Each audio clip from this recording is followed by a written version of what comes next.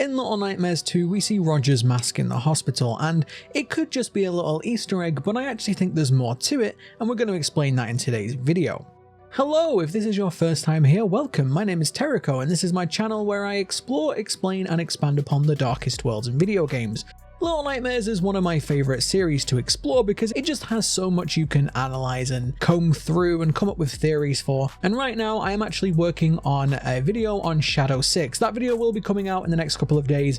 I wanted to make sure that I gave it the right amount of work and presentation because I don't want to rush that one, since Shadow 6 is, well, a very mysterious creature indeed. But in the meantime, I thought I would give you this little mini theory, and this one actually comes from a comment that I read. This comment was so good that I've been wanting to make a video on it for quite a while now, and that's what we're doing today. So this comment comes from No Artistic Limitation. They said that's why the janitor's mask is blinding him in Little Nightmares. The sequel takes place presumably before, which we know that it does now, and as Six and Mono kill the Doctor in that game, since the Doctor is dead and the new mask is on the wall, the old mask was probably meant to be replaced, but it couldn't. I really like this comment, and the reason why I like it is it's very believable and very logical. So if you did miss it, in Little Nightmares 2 we see Roger's mask on the wall near the Doctor's area. And there are a bunch of other masks, but this one is definitely either Roger's or an identical one to Roger, which has a number of different meanings. It's possible that there are multiple Rogers out there, or multiple people wearing the same mask, or it's possible that this was Roger's mask. It's also possible that this was supposed to be Roger's replacement mask, which is what No Artistic Limitation is talking about here. But that actually brings up a really interesting argument.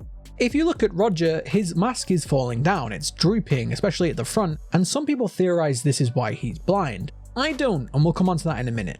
But the idea that Roger was supposed to visit the Doctor is actually very believable. The Doctor specialized in cosmetic surgery, and if you look at his description, that really supports that, but you can see that the Doctor was taking people's parts and swapping them around. He's essentially doing plastic surgery, and well, now he's working on people that are made out of plastic, so it's literally plastic surgery. But he was trying to make a perfect person, which to me heavily implies that he was a cosmetic surgeon. Now Roger's mask, as I said, is falling down, which isn't great, you know, it isn't great. If you're wearing a mask, we still don't know if it is his mask or if it's his actual face, but either way, it falling down isn't great. So the idea that he would have had to go to the Doctor to have it fixed, but now he can't because the Doctor's dead, is really cool. I just want to add a little bit to this though. I don't know if Roger would have gone back to the Pale City. With him being on the moor, that would mean that the moor would have to stop near the Pale City to allow him to get off and go to the Doctor and then come back. And I don't know if the moor works that way. But alternatively, what could be going on here is that Roger used to live in the Pale City, and he used to visit the Doctor, and he used to get his face mask replaced or fixed or whatever. But we know that Roger didn't originate on the moor. In his description, he said he came from a long forgotten place. So I think the more likely explanation is that Roger used to live in this city when the Doctor used to have patients. Well, patients that were alive, arguably. Another thing I want to talk about is I don't personally believe that Roger is blind because his mask is falling down. And the reason why I don't believe that is because if that was the case, he could just pull his mask up, right? Like, he has arms, he could just pull it up and hold it while he wanted to look at things. But I think what's more likely here is that things in the world of Little Nightmares are being brought to life that shouldn't. And we know that that's true because in Little Nightmares 2, we see the Porcelain Children, which act alive, even though they clearly aren't.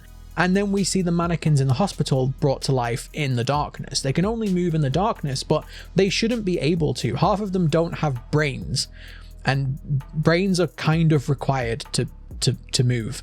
So they shouldn't be able to move, but why can they? Now, my theory on this one, I might actually make a full-fledged theory on this one, but considering this is a mini theory, I'll just give you a quick overview. My theory on this one is that if it looks like it could be alive in this world, it could be alive, and that kind of mirrors the nightmare aesthetic of this game. You know, we don't really know how this world works, but everything seems to be based on nightmares or fears. And if you think about things in the dark, if you're sat in the dark in a dark room, you might look over and see, I don't know, like a hoodie I'm looking around my room in case you can't tell, but you might just see like a hoodie hung up, and it could look like a person because in the darkness, your brain plays tricks on you, or your eyes play tricks on you. It looks like a person, and it might scare you. And I think that that's what the mannequins in Little Nightmares 2 are supposed to represent. They're not really alive. Well, in our world, they wouldn't be alive, but in Little Nightmares, they have come alive. And I think that that's a really cool connection that I'll probably explore in a later video.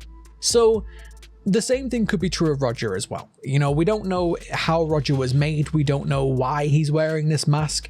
It's possible, this was one of the very first theories I ever made, it's possible that Roger is a doll. He likes dolls, he makes dolls, and his skull doesn't look like a proper skull. It doesn't have eye sockets. So where is his eye supposed to be?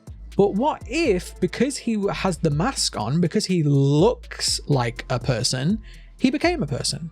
Just like the Porcelain Children, they looked like children, they became children. The mannequins look vaguely like people, so they became people. I think that there is definitely a magic in this world that brings things to life that shouldn't be alive.